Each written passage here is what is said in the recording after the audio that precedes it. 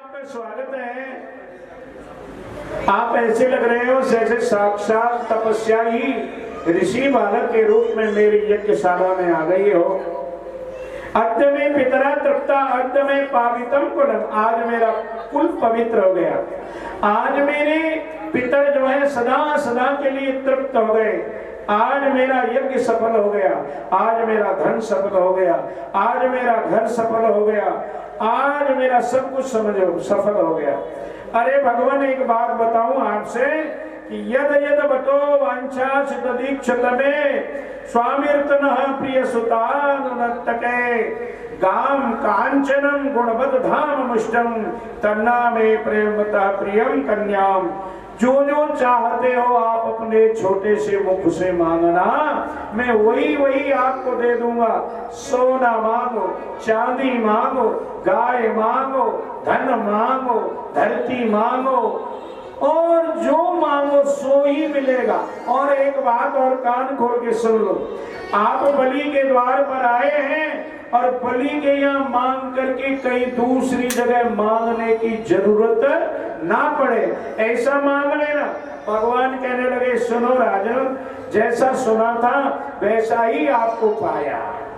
बतस्तेव जनम देव सुमृतम कुलोचितम धर्मयुतम यशस्करम यस्य प्रमाणम भगवा शांतराये पितामह कुलबुद्ध प्रशांतम। जैसा सुना वैसा ही पाया, क्योंकि तुम्हारे पितामह कौन? प्रहलाद जी, वो भी तो ऐसे ही थे। भागवत भगवान के 10 भागवतों में से 12 भागवतों में से एक हैं, इसलिए जैसा सुना वैसा ही पाया। सत्य है, तुम्हारे यहाँ मांग करके कहीं और मांगने क्यों जाए? और हमको ज्यादा लालच भी नहीं है। राजा कहते हैं तुम्हारी शादी करा दें, वो कहते हैं शादी से क्या होगा? कहले घरवाली मिल जाएगी, कि फिर क्या होगा? कि बच्चे आ जाएंगे, कि फिर क्या होगा? बच्चों के भी बच्चे हो जाएंगे, कि फिर क्या होगा? कि उनके भी बच्चे हो जाएंगे। तो कि कोई मरेगा तो नहीं? कि नहीं मरेगा, मरेगा भी साहब कोई। तो मरेगा तो रोएगा कौन? कि रोने तो हम नहीं जाएंगे, रोना तो आपको ही पड़ेगा। कहने लगे फिर हमको कुछ नहीं चाहिए, हमने तो केवल तप करना है कहीं बैठ के, इसलिए 3 पद भूमि चाहिए हमें। तो पधारे श्री वामन भगवान, 3 पद भूमि भूमि मेरे कदमों से मुझे चाहिए, जो आपने देनी है मुझे। इस प्रकार से शुक्राचार्य ने विरोध किया कि तुम मत दो ये दान इनको, कि ये कोई साधारण बालक नहीं है, ये तो वही नारायण है जिसने बड़े बड़ों को छल लिया, आपको भी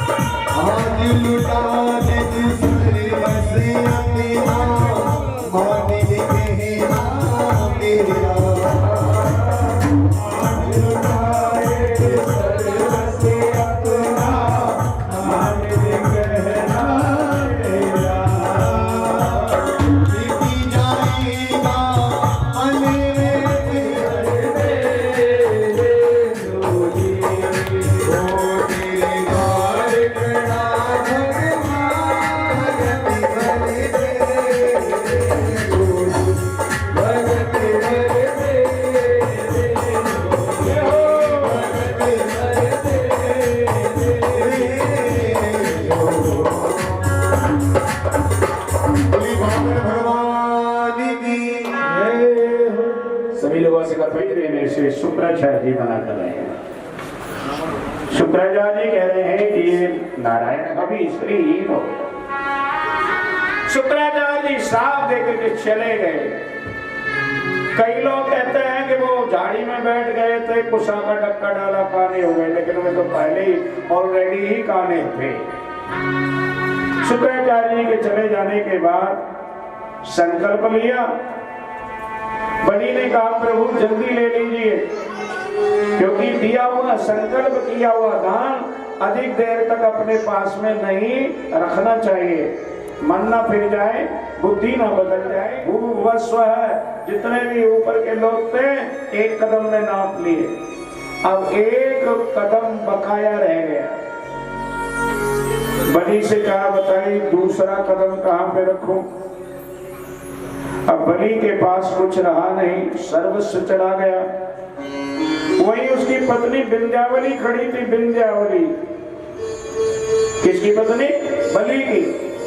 जब भगवान सुंदर से बन के आए थे, अभी आपने देखे थे कितने मनमोहन लग रहे थे। अब ये तो बनावटी भगवान थे, लेकिन वो तो साक्षात थे। बताओ कितने सुंदर होंगे। उनको देख करके विंध्यावली के मन में पहले तो आया ऐसा मेरा बालक हो तो स्तन से लगा के दूध पिलाओ। भगवान ने कहा मन ही मन माता तेरी इच्छा जरूर पूर्ण करूंगा। अब बलि ने 2 कदम दे दिए, 1 कदम बकाया रह गया। भगवान ने गरुड़ को बुलाया, गरुड़ से कहा बांध लो इसको, मेरा अपराधी है। मेरे को वचन दिया था 3 कदम देने का, 1 तो दे दिया, 2 दे दिए, 1 बकाया है। गरुड़ जी ने वरुण पास से बांध लिया। बांधने के बाद उसके साथी जो थे वो टूट पड़े युद्ध करने भगवान से, लेकिन बलि ने रोक दिया कि गुरु जी अभी श्राप दे के गए हैं, संपत्ति का नाश तो पहले ही हो गया और धर्म का भी नाश करना चाहते हो क्या? अरे धर्म तो बचा रहने दो। तो रोक दिया। भगवान ने कहा बोल कहां रखूं तीसरा कदम। बलि कहता है प्रभु मेरे सर पर रख करके तीसरा कदम परिपूर्ण कर लिया। भगवान ने तीसरा कदम उसके सर पर रख लिया, परिपूर्ण हो गए। इतने में ही प्रहलाद जी पधारे। प्रहलाद जी ने कहा धन्य है भगवान, कभी दे देते हो तो कभी ले भी ले लेते हो, तुम्हारी माया तुम ही जाने। अरे तुम ही ने दिया, तुम ही ने ले लिया, हमारा क्या है भगवान जी।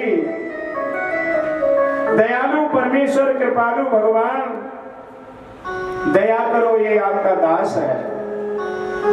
भगवान ने बंधन से छुड़ाया उसको और छुड़ा करके पूछा बेटा अब मांग ले जो मांगना है, जो मांगना है मांग ले।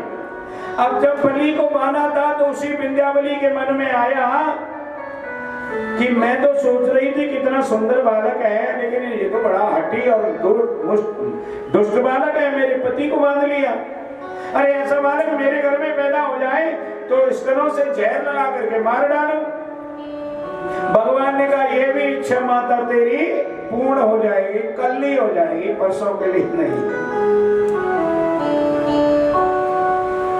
अब भगवान ने उसको कहा तू मांग ले।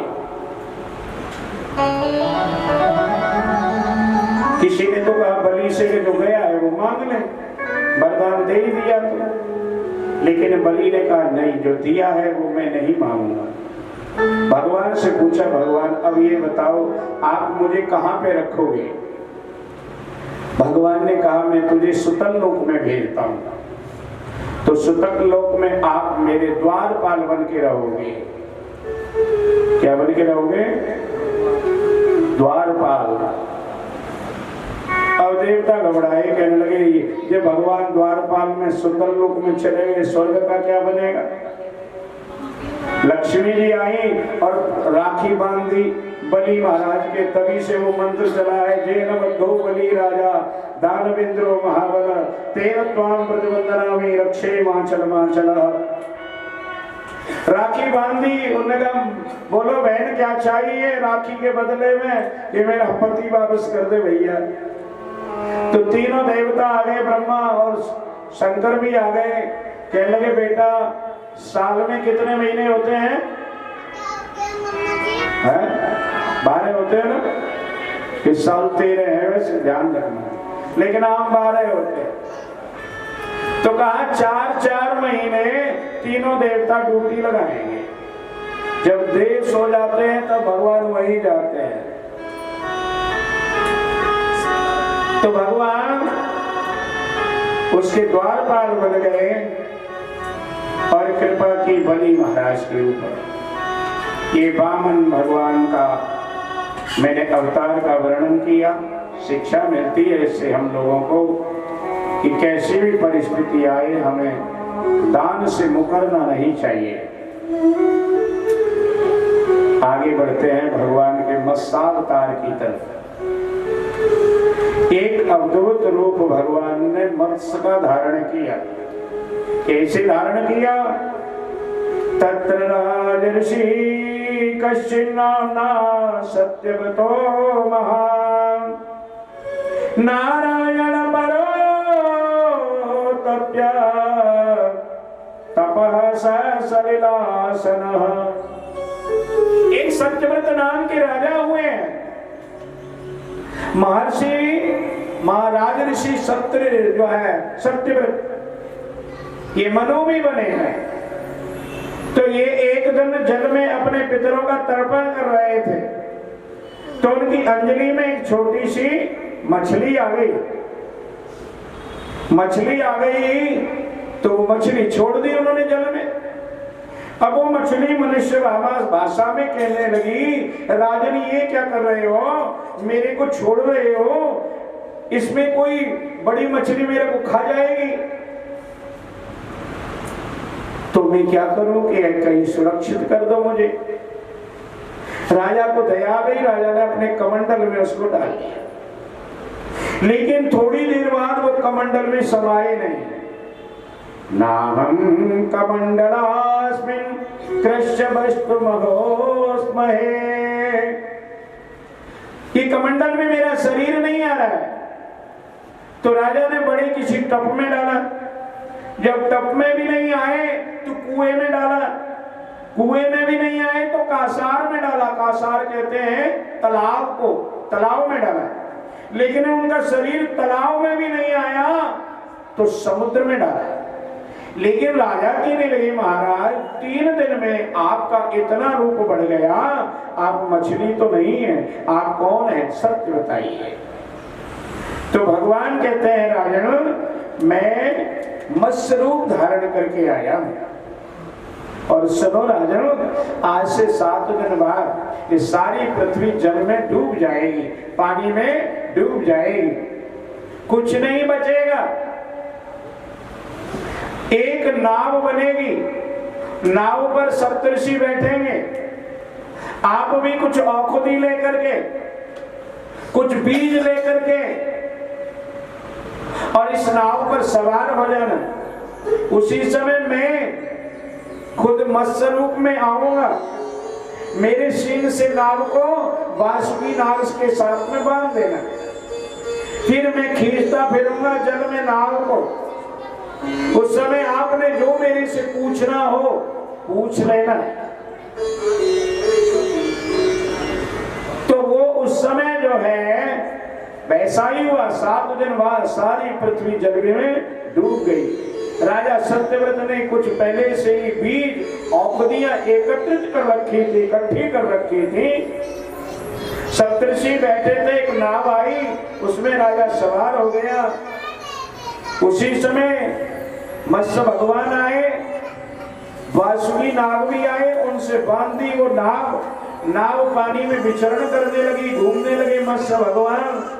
तब राजा सत्यव्रत ने जो है मनु महाराज के रूप में और प्रश्न किए, भगवान मत्स्य भगवान ने उसके उत्तर दिए। उसी की मनु आगे चल करके मनु स्मृति बनी। एक बार बोलो बांके बिहारी लाल की। तो यहाँ पर हमारा श्रीमद् भागवत महापुराण का प्रथम जो खंड है वो संपन्न होता है और द्वितीय खंड की कथा प्रारंभ करते हैं, जिसमें रामावतार, सूर्यवंश और चंद्रवंश का वर्णन, बड़ा सुंदर अद्भुत नजारा। भगवान सुखदेव जी ये कथा राजा परीक्षित को सुख ताल में सुना रहे हैं। तो वर्णन कर रहे हैं, राजा पूछ रहे हैं महाराज कौन कौन कैसे कैसे पैदा हुए, क्या बना, कैसे हुआ। तो वर्णन करते हुए सुखदेव जी कहते हैं, सूयतो मानवो वंशो प्राचरेण परं तपः न शक्यते विस्तरो भक्ति वर्ष शतैरपि। मैं तुम्हें मनु वंश का वर्णन करता हूं राजन। 100 साल तक भी वर्णन करे तो नहीं हो, लेकिन मैं थोड़े रूप में वर्णन करूंगा।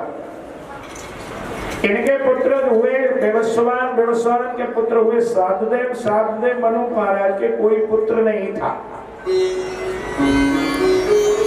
कोई पुत्र नहीं था उनके। तो उन्होंने एक यज्ञ कराया पंडितों से पुत्र प्राप्ति के लिए। वशिष्ठ जी महाराज उनके आचार्य थे। यज्ञ होने लगा, उनकी पत्नी जो श्रद्धा थी वो ब्राह्मणों के पास आई और कहने लगी, पंडित जी तुम्हारे लिए खाने की व्यवस्था मेरे हाथ में, दक्षिणा की व्यवस्था मेरे हाथ में, खुली दक्षिणा लेना, जो मर्जी लेना, लेकिन मुझे तो पुत्री चाहिए। राजा को पुत्र चाहिए, रानी को पुत्री चाहिए। पंडित फंस गए, क्या करें।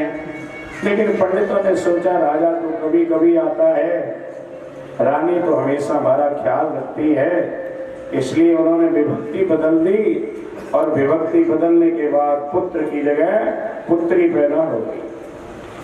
पुत्री पैदा हो गई, इला नाम की कन्या पैदा हुई। वशिष्ठ जी ने उनको बाद में अपने योग बल पर जो है उसको पुत्र की पुत्री का फिर पुत्र बना दिया था। इसके बाद एक विचित्र कथा आती है।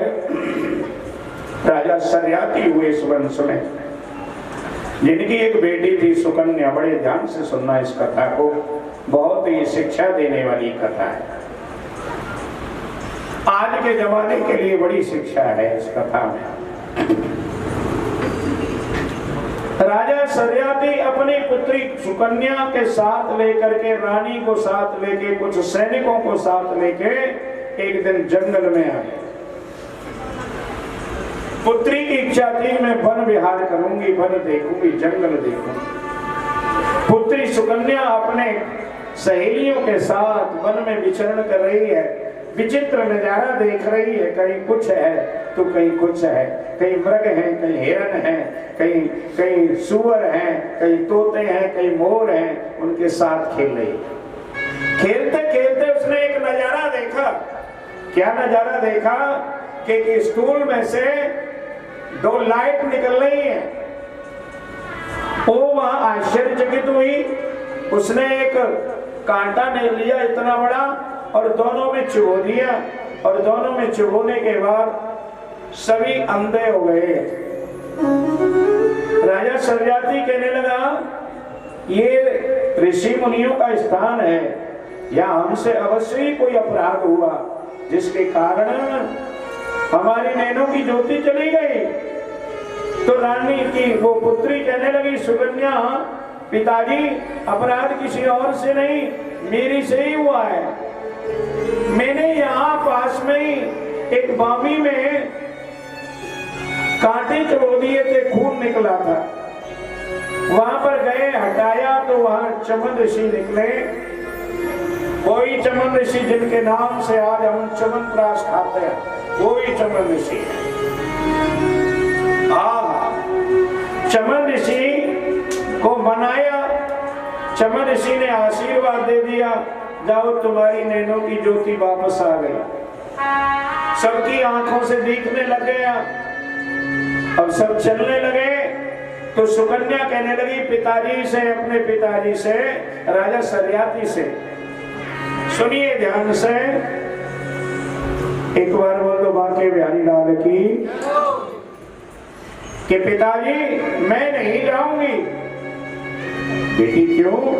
कि मेरा तो कन्यादान इस चमन ऋषि के साथ में आप कर देंगे, क्योंकि मैंने इसकी आंखें फोड़ी हैं और मैं इसको जीवन भर सेवा करूंगी, मैं इसके साथ ब्याह कर लूंगी। सरियाती राजा कहने लगे बेटी ये ऋषि की उम्र का कोई ठिकाना नहीं है, झुर्रियां शरीर पर पड़ रही हैं, बाल पक गए हैं, मुख में दांत नहीं है, तुम इससे कैसे विवाह करोगी? कि नहीं पिताजी, विवाह शरीर से नहीं आत्मा से होता है, मैंने इनकी आत्मा से विवाह करना है, शरीर से नहीं, और सेवा करने के लिए करना है। राजा ने बहुत समझाया लेकिन नहीं मानी कन्या, और राजा ने उसके साथ कन्या दान कर दिया। वहां कोई दान दहेज देने के लिए तो था नहीं। राजा कन्या का विवाह करके वहीं पर छोड़ करके अपने महलों में चले गए। अब क्या होता है जी, आगे चलते सुनो। चमन ऋषि ने उस राजकन्या का बिल्कुल सत्कार नहीं किया और धुतकारते रोजाना, बात बात पर झड़कते, बात बात पर नाराज हो जाते। लेकिन सुकन्या कहती आप मेरे पति परमेश्वर, मैं अपनी सेवा से जरा भी विमुख नहीं होना, जो मर्जी करो आप, जो मर्जी करो। उन्होंने साल भर देखा, जब साल भर तक उसने नहीं छोड़ा अपना धर्म, तो कहा देवी मैंने तुम्हारी परीक्षा ले ली, आप परीक्षा में पास हो गई, अब आप चिंता मत करो, ये सब ठीक होगा। उन्होंने अश्विनी कुमारों को बुलाया, अश्विनी कुमारों ने एक सरोवर भर दिया। संसार में अगर किसी सुंदरता की अगर उपमा जाती है तो अश्विनी कुमारों पर जाती है। बहुत सुंदर है अश्विनी कुमार। अश्विनी कुमार कौन है? देवताओं के वैद्य हैं। अब अश्विनी कुमारों ने एक कुंड में प्रवेश किया उसको लेकर, जब लौट के आए तो तीनों एक जैसे, जैसे अश्विनी कुमार सुंदर तो वैसा ही वो तीसरा पुरुष भी सुंदर। अब वो कहते हैं तू अगर सती है तो हम तीनों में से अपना पति पहचान ले। और ने परमात्मा का नाम लिया और अपने पति का हाथ पकड़ लिया। अब तो उसके लिए एक विमान मिल गया, विमान में बहुत सारी सुंदरियां उसकी सेवा के लिए, सारा खाने पीने का सामान उसमें भरा, बड़ा आनंद महल बन गए हैं, विमान बना हुआ है, आनंद ही आनंद। साल से ऊपर हो गया। राजा सरियाती की पत्नी ने कहा कि गाय की तरह छोड़ आए बेटी को, अरे कुछ दान दहेज दे आओ। तो छकड़ों में भरा करके सोना चांदी हीरे साथ जवाहरात राजा वहां पे आया तो क्या देखता है कि वो उसकी बेटी किसी जवान परपुरुष के साथ में बैठी है। वो बड़े गर्म हुए, अरे कुलंगार, तेने ऐसा ही करना था तो मेरे को बदनाम क्यों किया? मैंने कोई जबरदस्ती नहीं की, ऋषि ने भी कोई जबरदस्ती नहीं की, तूने बूढ़े ऋषि को छोड़ करके एक किस जवान के पास में बैठी है। लड़की सुकन्या कहने लगी कूल डाउन पापा जी, cool down, cool down, cool down. ये वही तुम्हारे दामाद जी हैं और ये चमन ऋषि हैं। अश्विनी कुमारों की सहायता से इन्होंने ये सब कुछ किया है। हाँ, तो ऐसी कन्याएं संसार में होती थी, जिन्होंने बूढ़े ऋषि के साथ अपनी जिंदगी को घुमा दिया। इस कुल में आगे चल के नाभाग नाम के राजा हुए। नाभाग नवक के पुत्र थे। बड़ी शिक्षा में कथा, एक एक कथा शिक्षा देने वाली है। आजकल की संतान कहती है, अरे बापू हमको क्या दिया तूने, और छोटे को तो इतना दे दिया, बड़े को तो इतना दे दिया, उसको 5,000 ज्यादा दे दिए, उसको 1 लाख ज्यादा दे दिए, उसको इतना ज्यादा दे दिया। लेकिन सुनो नाभाग नवक की कथा। महाराज नवक के 4 पुत्र थे। छोटा ही छोटा था नाभाग। नाभाग ज्यादातर तीर्थ यात्राओं में रहता था। नाभाग तीर्थ यात्रा करने गया था, पीछे से और भाइयों ने बंटवारा करके सब कुछ बांट लिया। ये तेरा, वो मेरा, और वो तेरा, और वो मेरा, और वो मेरा, वो तेरा, बांट। तीर्थ यात्रा करके जब नाभाग लौटा तो पूछा मेरा हिस्सा कहाँ है भाई? कि तेरा हिस्सा तो हमने किया ही नहीं, भूल गए। तो मैं कहाँ जाऊंगे भैया, हम क्या पता क्या हो जाएगा। तू तो नाभाग हो गया, नाभाग ही नाम बढ़ गया उसका। नाभाग, तेरा कोई भाग ही नहीं है। उन्होंने कहा भाई कुछ तो छोड़ा होगा, जूठन फूटन कुछ तो जोड़ी होगी कि ये हाँ बूढ़ा बाप है, ये बाप ले जाती, इसकी कहीं सेवा कर ले।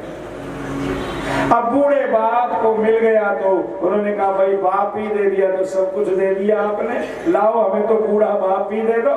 बूढ़ा बाप लिया, जंगल में ले गया, कुटिया बनाई, रहने लगा, क्योंकि बाकी सब तो उन्होंने बांट ही लिया, जंगल में रह रहा है। आहा देखिए क्या होगा। नाभाग की सेवा, नवक की सेवा अपने पिता की नाभाग कर रहा है, बड़ी सेवा करता है। एक दिन पिता ने सोचा कि जिसको मैंने कुछ नहीं दिया वो मेरी सेवा कर रहा है, और जिन्होंने मेरा सब कुछ ले लिया उन्होंने मुझसे पूछा भी नहीं। आहा, एक बार बोल दो बांके बिहारी लाल की। नाभाग के मन में, नवक के मन में आया, इस मेरे बेटा को मैंने कुछ नहीं दिया। बेटा इधर आ। हाँ पिताजी, तू बड़ा ज्ञानी है, तू सारे वेद जानता है, शास्त्र जानता है। यहाँ से थोड़ी दूर उत्तर दिशा में विश्वदेवा यज्ञ कर रहे हैं और स्वर्ग जाने के लिए यज्ञ कर रहे हैं। उनके पास विपुल संपत्ति है, बहुत सारी संपत्ति है। वो यज्ञ करते हैं, पिछला वाला मंत्र भूल जाते हैं। सारा यज्ञ बढ़िया कर लेते हैं लेकिन पिछला मंत्र भूल जाते हैं। तुम पिछला मंत्र बोल देना, उनकी यज्ञ सफल हो जाएगी। धरती पे पड़ा हुआ अटम्बार जो धन है उनके किसी मतलब का नहीं, वो तुमको दे जाएंगे, उससे तुम्हारी जिंदगी बढ़िया टप जाएगी। नाभाग ने कहा पिताजी जैसी आज्ञा। नाभाग चला जंगल में, विश्व देवाओं को ढूंढा। वहां जाकर के जब वो लास्ट मंत्र बोल रहे तो भावेश होकर के, भाव के कारण कभी कभी मंत्र याद होता है लेकिन भाव में ऐसे विभोर हो जाते हैं कि वो मंत्र की विस्मृति हो जाती है। खूब याद है, दिन रात बोलते हैं, नित्य नैम में भी बोलते हैं, लेकिन भावेश होने के कारण मंत्र की विस्मृति हो जाती है। मेरे प्यारे हो, हुआ क्या कि विस्मृति हो गई और विस्मृति होने के कारण मंत्र नहीं बोल पाए विश्वदेवा, लेकिन नाभाग में बीच में से लपक लिया और मंत्र पूरा कर दिया। मंत्र पूरा होते ही यज्ञ सफल हो गई। उनके लिए विमान आ गया, वो विमान पर सवार हो गए और चलने लगे बैकुंठ के लिए। तब सोचने लगे ये धरती पे पड़ा हुआ धन हमारे तो मतलब का नहीं है, इसलिए इस इंसान ने हमारा ये यज्ञ परिपूर्ण कर दिया, हम ये सारी संपत्ति इसको दे देते हैं। भैया तू इसको संभाल ले, ये सब संपत्ति अब तेरी है। विश्वदेव विमान पर बैठ के स्वर्ग चले गए और वो बिछा बिछा के बिछौरा और संपत्ति भर रहा है। इतने में क्या हुआ, एक काला पुरुष चला आया। काला पुरुष आगे कहने लगा, क्या कर रहा है? कहने लगे महाराज ये संपत्ति संभाल रहा हूं। संपत्ति संपत्ति संपत्ति पर मेरा अधिकार है, तेरा थोड़ा ही है। नाबाद कहने लगा जब तुम्हारा अधिकार है तो जी तुम ले लो। कहीं नहीं, तुझको किसने भेजा? कि मेरे पिता ने भेजा। क्या नाम है तुम्हारे पिता का? मेरे पिता का नाम है नवग, मनुपुत्र नवग है। अच्छा, तो नवग से कह देना कि इस पर तो हमारा अधिकार है, हम अपना अधिकार लेने आए। तो पिता कह दे कि भाई तेरा है तो तू ले जाना और मेरा है तो मैं ले जाऊंगा, मैं यही बैठा हूं। जब नवग दौड़ के आए, नाभाग के से कहा महाराज ऐसे बात है, वहां जैसे हुआ कहा आपने वैसे ही सब कुछ हो गया, लेकिन एक काला पुरुष आया है, वो कह रहा है इस पर मेरा अधिकार है। नाभाग कहने लगे, नवग कहने लगे बेटा नाभाग वो कोई और नहीं है काला पुरुष, वो साक्षात भोले बाबा शंकर बाबा हैं और सत्य में ही बची हुई सामग्री पर अधिकार होता है भोले बाबा का। इसलिए और उनको कह देना तुम ले जाओ, मेरे पिताजी ने कह दिया पर प्रणाम कर लेने दो, अपने स्वरूप में आ जाओ। अब नवग गया, वहां जाकर के चरणों में प्रणाम किया, कहा महाराज संपत्ति आप ले जाओ लेकिन असली रूप हमको दिखा दो। नकली रूप में क्यों आए हो? असली रूप दिखाओ हमें। अब भोले बाबा ने अपना रूप दिखाया, चरणों में प्रणाम किया, कुछ स्तुति की। अब भोले बाबा तो भोले बाबा है, ये तो ऐसे है कि पिलपिला अमरूद छड़ाओ वो भी ढुलक के नीचे होगा जिस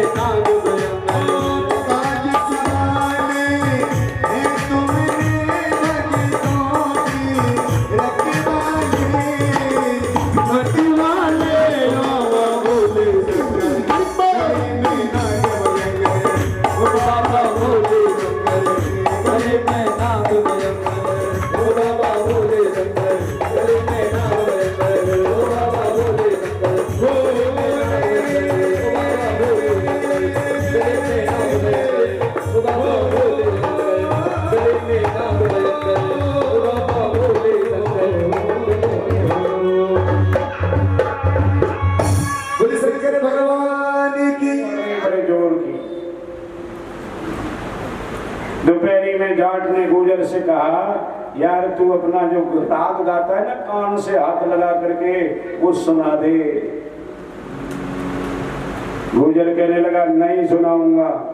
कहने लगे क्यों? ये मौसम नहीं है। जाट ने बड़ी मिन्नत की कि नहीं सुनाऊंगा। तो कभी गाएगा तो नहीं कि नहीं गाऊंगा। उन्होंने सोचा सारी उम्र ये जेठ की दोपहरी पड़ेगी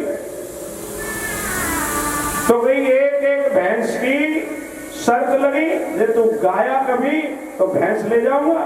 तो यहां ले जाना। अब क्या होता है जी कि जेठ गया, आषाढ़ गया, सावन का महीना आया। सावन के महीने में चमका लगी झड़, दे में गुजर की भेज गई चमड़ी। जब चमड़ी गुजर की भेज गई तो पेड़ के नीचे बैठ करके और गाने लगा। और उसको ये तो पता था जाट कहीं इर्द गिर्द ही खड़ा होगा, पर अब मन जो है उसका उल्हारे में रहे अंदर से, इसलिए कान से हाथ लगा के गुजर कहता है,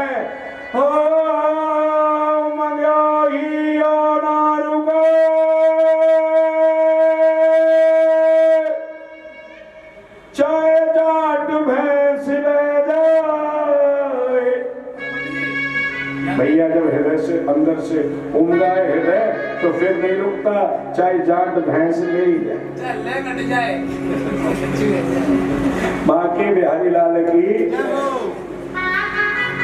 कथा बहुत लंबी है ना। अभी राम अवतार की कथा पड़ी है, फिर भगवान के अवतार तक पहुंचना है। और 6 से ऊपर जब गाड़ी जाती है तो अंधेरा लगने लगता है और मेरी माता बहनों को डर लगने लगता है। हो सकता है वैसे तो यहाँ संगति घर घर के ही है, कोई बाहर का नहीं है, पर फिर भी मैं नाभाग की कथा सुना रहा था। नाभाग को सारा भगवान का दर्शन भी हो गया पिता की कृपा से, भोले बाबा का, और बहुत सारी संपत्ति भोले बाबा ने प्रदान कर दी। नाभाग भाइयों से भी ज्यादा धनवान हो गया। भाइयों का शायद नाम शास्त्रों में नहीं है, लेकिन नाभाग का नाम अमर हो गया। क्यों अमर हो गया? पिता की भक्ति करने से। धन से कोई धनवान जरूर हो सकता है, लेकिन यशवान होगा तो या तो भगवान की भक्ति करने से या माता पिता की भक्ति करने से। सुबह चर्चा चल रही थी, हम विठ्ठल भगवान के दर्शन करके आए पुंडरीपुर में, ठीक है नहीं।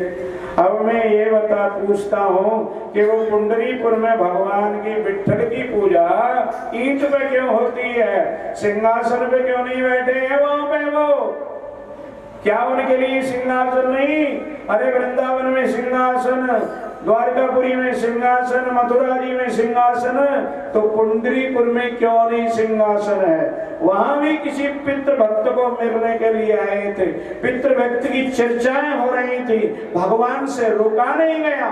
भगवान उसके दरबार पर आ गए और कहने लगे, भैया उस पितृ भक्त से कह दो हमसे मिल ले। वो केवल माता पिता की सेवा करता था और किसी मंदिर नहीं जाता, किसी गुरुद्वारे नहीं जाता, किसी देवी देवता को नहीं मानता। अपने माता पिता में ही सभी देवी देवताओं को मानता था। तो किसी ने कहा, भगवान 3 लोक के नाथ द्वारकाधीश आपको मिलने के लिए आए हैं। वो कहता है, मेरे में कौन सा गुण है जो भगवान मेरी को मिलने के लिए आए हैं? किसी ने कहा पूछ लेते हैं, तो पूछने गए भगवान। वो कह रहा है, कभी नाम तुम्हारा लिया नहीं, यज्ञ तुम्हारा किया नहीं, जाप तुम्हारा किया नहीं, कीर्तन तुम्हारा किया नहीं, कथा तुम्हारी सुनी नहीं, मंदिर तुम्हारे गया नहीं, फिर कौन से गुण पर दया निधे रीझ जाते हो, बताओ तो सही। तो भगवान कहने लगे, भैया तू मेरा ही रूप माता पिता को मान करके जो पूजा कर रहा है, जो सेवा कर रहा है, मैं उसी पर तेरे दर्शन करने के लिए खुद आया हूँ चल करके। लोग मेरे दरबार में जाते हैं मिलने के लिए, लाइन लगी होती है, समय नहीं मिलता, लेकिन आज मैं तो खुद चल करके तेरे घर पे आया हूँ। तो कहता है, महाराज जब इन चरणों की कृपा से आप आए हो तो इन चरणों की सेवा में और दिन 4 घंटे करता था, आज 5 घंटे करूंगा, 1 घंटा बंद करूंगा। अगर आपको टाइम है तो मेरे पास आसन भी नहीं है, ईंट ले लो, इस पे बैठ जाओ, 5 घंटे बाद मिलूंगा। भगवान ने कहा तू 10 घंटे बाद भी मिलेगा तो अभी तेरे को मिल के जाऊंगा, ईंट पर ही बैठ के इंतजार करूंगा। पुंडरपुर में भगवान ईंट पर बैठ के विठ्ठल कहा है, बोलिए विठ्ठल भगवान की। तो पितृ भक्ति से क्या नहीं मिलता, लेकिन है धन्य है आज की संतानें जो माता पिता का तिरस्कार करके पत्नियों का सत्कार करते हैं, ससुराल वालों का सत्कार करते हैं। धन्य है वो माता पिता जिन्होंने जन्म दिया, पाला पोसा, पढ़ा लिखाया, बड़ा किया, उन माता पिता को छोड़ करके और किसी और का। अरे देखो भीष्म पिता में कोई इच्छा मृत्यु का वरदान किसने दिया था? पिता ने दिया था, शांतनु ने। और पुंडरीक कुर्दों को आज भी तुम्हारे सामने प्रत्यक्ष प्रमाण है, नाभाग की कथा में सुनाई रहा हूँ। कहाँ तक बताऊं माता पिता की सेवा, अनुचित उचित विचार तज जो पालहि पितु मैन। रामायण में भी लिख दिया बाबा सूरदास जी ने, क्या लिखा है? अनुचित उचित विचार तजे जे पालहि पितु मैन, हे भाजन सुख सुजस के सही अमर पति है। अनुचित उचित विचार तज, अनुचित क्या है, उचित क्या है? परशुराम जी की आज्ञा हुई, माता का सर काट दिया, होगा सो देखा जाएगा, पिताजी ने तो कहा है। और बाद में देखो पाप भी नहीं लगा। माता की हत्या का कितना बड़ा पाप होता है, लेकिन पिता की आज्ञा के कारण नहीं मिल लगा। अनुचित उचित विचार तज जो पालहि पितु मैन, ते भाजन सुख सुज सके। भाजन कहते हैं जो हकदार कौन है, काहे के, सुख के और सुजस के। यश भी मिलता है, सुख भी मिलता है, और बसई अमरपति है, और बिल्कुल इंद्र के पास में निवास करते हैं वो लोग जो माता पिता की सेवा करते हैं। और जो नहीं करते उनकी तो राम ही जाने भैया। बांके बिहारी लाल की जय। सुना भात की कथा हमने मानदाता, इनकी 50 बहनें थी। एक दिन सौवरी नाम के ऋषि किसी नदी के किनारे पर बैठ के तप कर रहे थे। सौवरी ऋषि के मन में आया कि एक मछली का जोड़ा जल में विहार कर रहा था, विषय कर रहा था। कामदेव जाके पड़ा सौवरी ऋषि के मन में। राजा मानधाता के दरबार में आए और कहने लगे तुम्हारी 50 बहनें हैं, उनमें से एक हमको दे दो। अब उसके शरीर पर झुर्रियां पड़ रही ऋषि के पे, बाल पके हुए थे, दांत मुंह में नहीं थे। इसलिए राजा मानधाता ने कहा महाराज कल स्वयंवर है मेरी बहनों का, तुम आ जाना, जो पसंद कर ले उसको ले जाना स्वयंवर में। अब स्वयंवर की तो शर्त अपनी होती है जी, अपनी शर्त के अनुसार। अब सौवरी ऋषि समझ गए कि ये मैं सुंदर नहीं हूं, इसलिए कोरा जवाब राजा ने दिया। अब इतने सुंदर बने सौवरी ऋषि, और जब आए तो 50 लड़कियों ने कहा हम तो सौवरी के साथ ही विवाह करेंगे, और सौवरी के साथ में ही सबने ऋषि के साथ विवाह कर लिया। सौवरी उनको लेके अपने आश्रम में पहुंचे। बहुत दिन उन्होंने विषय किया, तब उनको ज्ञान आया कि मछली को विषय करते हुए देख करके हमारे अंदर ऐसा पाप जागृत हुआ। तपस्या छोड़ करके 50 फंदे अपने गले में डाले, फिर उनको छोड़ करके और वन में तप करने के लिए सौवरी ऋषि फिर चले गए।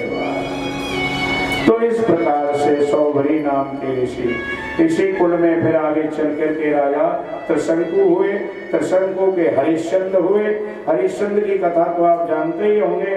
उनके पुत्र रोहित हुए, रोहित के पुत्र आगे सगर हुए, सगर के बाहुक हुए, बाहु के सुमत हुए, और सुमत के आगे चल करके सगर के 60,000 पुत्र असमंजस आदि जो है जिन्होंने अश्वमेध यज्ञ किया, अश्वमेध यज्ञ में केसरी के वो 60,000 पुत्र कपिल ऋषि के श्राप से जल के राख हो गए, उनकी मुक्ति नहीं हो, इसलिए विद्वान ब्राह्मण ने बताया कि जब गंगा जी में उनके फूल पड़ेंगे, गंगा जी में उनकी राख पड़ेगी, तब उनका कल्याण होगा।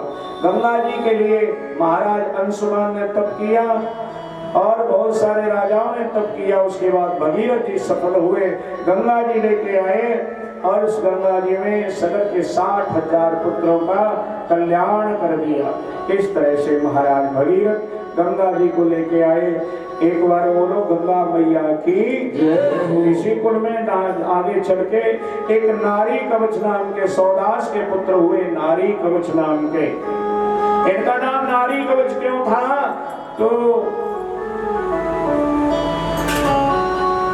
जिस समय परशुराम जी क्षत्रियों से विहीन पृथ्वी को कर रहे थे, उस समय स्त्रियों ने अपने मध्य में इनको छिपा लिया था, इसलिए इनका नाम नारी कवच पड़ा था। इसी कुल में आगे चल के क्या हुआ? महाराज खड़वांग हुए, खड़वांग के धीरबाहु हुए, धीरबाहु के रघु हुए, रघु के महाराज पृथु हुए, पृथु के अज हुए और अज के महाराज दशरथ हुए। अब दशरथ हुए अयोध्या के महाराजा। अयोध्या की दशरथ राजा महाराजा दशरथ की 3 रानियां थी।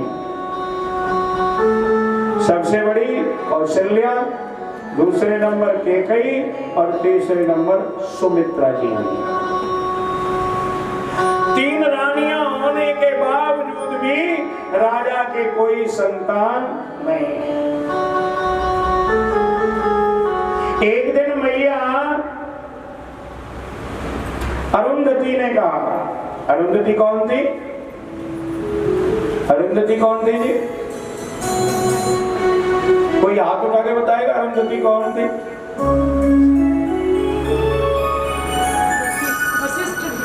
वशिष्ठ जी गुरु जी की घरवाली थी। तो अरुंधति मैया ने कहा वशिष्ठ जी महाराज से कि आपका आप हैं कुल पुरोहित। कौन है? कुल पुरोहित। पुरोहित का मतलब क्या होता है? पुरोहित का क्या मतलब होता है? मत्स्य पुण्य जिमा दो खीर खाड़, यही मतलब है। नहीं, ये मतलब नहीं होता। पुरोहित जो पहले से ही जजमान का हित चाहते हैं। सरस्वती आने वाली है, ऐसा कर लो। दैया आने वाला है, ऐसा कर लो। संकट आने वाला है, महामृत्युंजय करा लो। सन्मार्ग पर चलाए, कुमार्ग से बचाए, उसको कहते हैं पुरोहित। पहले से ही हित चाहने वाला पुरोहित। तो पुरोहित जी कौन है? वशिष्ठ जी। गुरु माता कौन है? अरुंधति। एक दिन अरुंधति कह रही है कि तुमको पता नहीं, संतान नहीं है महाराज के। वशिष्ठ जी कहने लगे मैं क्या करूं फिर? अरे कोई भूख लगेगी तो रोटी दो, जब भूखी नहीं लगे तो रोटी कोई काहे को देगा? प्यास लगेगी तो पानी पियो, ये प्यासी नहीं है तो पानी कोई काहे को पिलाएगा? तो माता कहने लगी भूख तो मैं जगा देती हूँ। माता अरुंधति अपने पुत्र शक्ति को गोद में लेकर के और रनवास में एक दिन पहुंच गई। आहा, बोलो बांके बिहारी लाल की। रानियों ने बड़ा स्वागत किया, पीढ़ी पर बिठाया और चरण जो करके दबाए, जैसे राजस्थान में दबाती है ना, हमारे यहाँ दबाती हैं। पंजाब में तो कुछ और ही रीति रिवाज है, तो यो कर देती है, वो थप्पड़ जो मार देती है। हो गई जी तो ढोक हो गई। हमारे यहाँ ढोक लेती हैं औरत, तो 1 घंटा तक जो दबाती हैं, वो क्या कर सुहागिन रहे, सर्व सुहागिन हो, यो हो, बेटा हो, फलती फूलती रहे, ये हो, कितने आशीर्वाद निकलते हैं मुंह से। चत्वारो तस्य वर्धन्ते आयु विद्या यशो बलम, परसों बता रहा था मैं। तो माता का स्वागत किया, पीढ़ी पर बिठाया। थोड़ी देर बाद माता ने चुंडी बढ़ दी अपने बेटे शक्ति को। शक्ति रोने लगा। अब रानियां घबरा गई, गुरुपुत्र रो रहा है। पूछने लगी माता जी क्यों रो रहा है? अरे ये ऐसे ही रो रहा है। नहीं भूखा है? नहीं नहीं भूखा नहीं है। प्यासा है? नहीं नहीं नहीं प्यासा नहीं है। खिलौना लेगा? नहीं नहीं नहीं नहीं खिलौना नहीं है। तो माताओं बताओ क्यों रो रहे हैं ये ऋषि कुमार, क्यों रो रहे हैं? कि जिसके लिए ये रो रहे हैं उसका उपाय तुम्हारे पास में नहीं है। अरे बताओ तो सही क्यों रो रहे हैं? ये इसलिए रो रहे हैं कि मेरे पिता की वृत्ति तो यहां तक चल गई। हाँ देखिए, मेरे पिता की वृत्ति तो यहां तक चल गई, अब मेरी वृत्ति कैसे तो चलेगी? क्योंकि रघुवंश में अब कोई पुत्र नहीं है। तो ये बात कहकर के चली गई और भूख जागृत कर गई गुरु माता। और उनके जाने के बाद रानियों ने शिकायत राजा से की, और राजा से शिकायत की तो फिर क्या हुआ कि एक बार भूपति मन माही,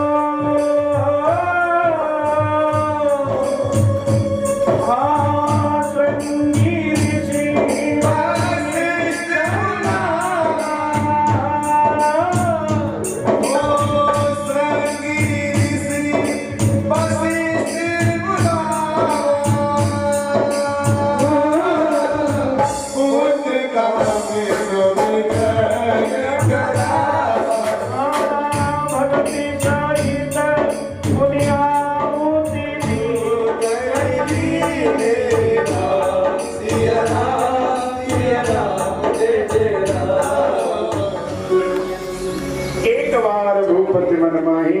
मौसम बना। महारानी महामती सुमति श्रीमती मैया अरुंधति ने बना दिया। और राजा के मन में ग्लानि हुई, मेरे पुत्र नहीं है। गुरु जी के द्वार पर गए। गुरु जी ने कहा, धरो धीर हुई सुतचारी, एक नहीं दो नहीं तीन नहीं चार होंगे। तब श्रृंगी ऋषि वशिष्ठ बुलाया। खुद नहीं किया, किसको बुलाया? श्रृंगी ऋषि को। कहते हैं श्रृंगी ऋषि से कुछ रिश्तेदारी थी दशरथ जी महाराज की, इसलिए बुलाया। भगत सहित मुनि आहुत दीने बताया, भाग्य कौशल्य ही दीना, उभय भाग्य बोल रहे हैं कि नहीं बोल रहे हैं? इसलिए आप माइक वाले बिल्कुल ना बोल रहे हैं, ठीक है? राम सिया राम जय जय राम।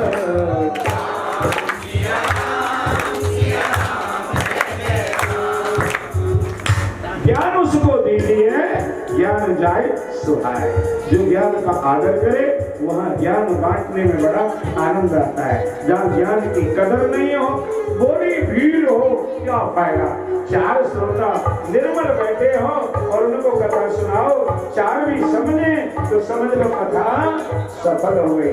करुणा में भी हिस्से में से थोड़ा थोड़ा सुमित्रा को फिर दिया था, इसलिए उनके 2 पुत्र होंगे और इनके एक पावजात मिलते हरिगर बहिना। देखिए परमात्मा के आने का कारण क्या होता है, भगवान क्यों आते हैं? ये बात पहले दिन के प्रश्न में आपने श्रवण की होगी।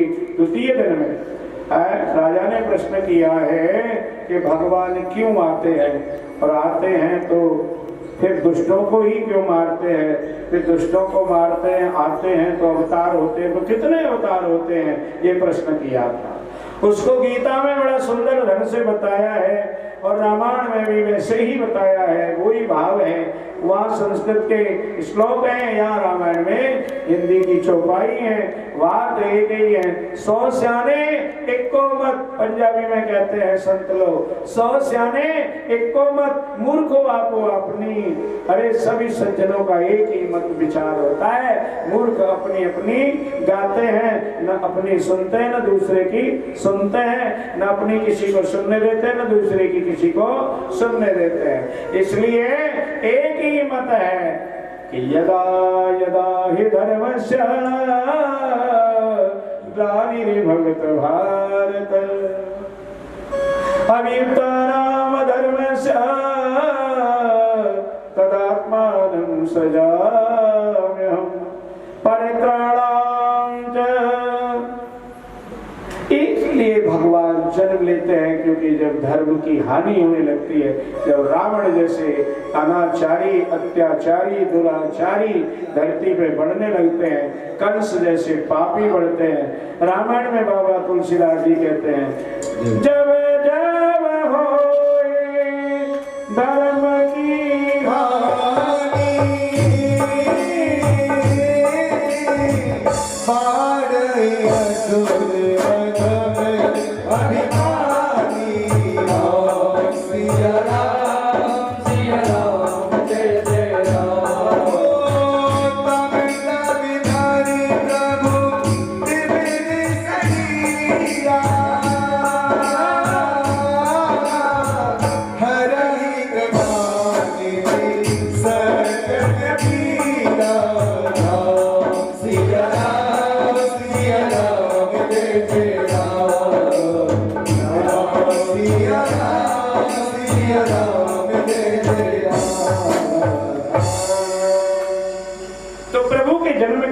यही है।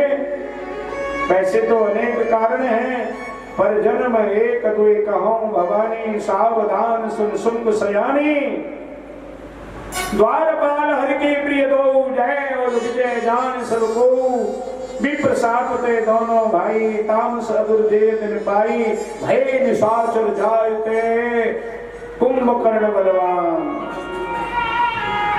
रावण और कुंभकर्ण हुए, उनके मारने के लिए भगवान ने रामावतार धारण किया। अब भगवान गर्भ में माता के में आए हैं और क्या हो रहा है कि जादीन ते हरि गर्भ ही आए।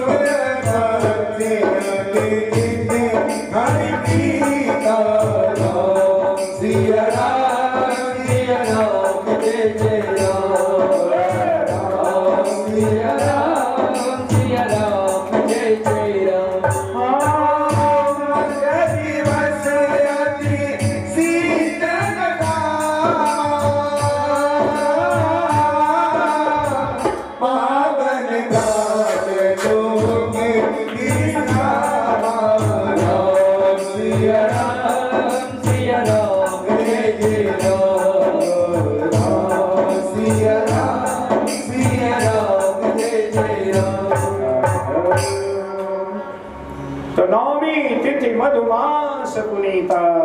मधुमास किसको कहते हैं? चैत्र के महीने को, शुक्ल पक्ष अभिनीत हरिप्रीता। शुक्ल पक्ष में भगवान ने जन्म लिया, दिन में भगवान ने जन्म लिया। भई प्रगट कृपाल दीन दयाल कौसल्या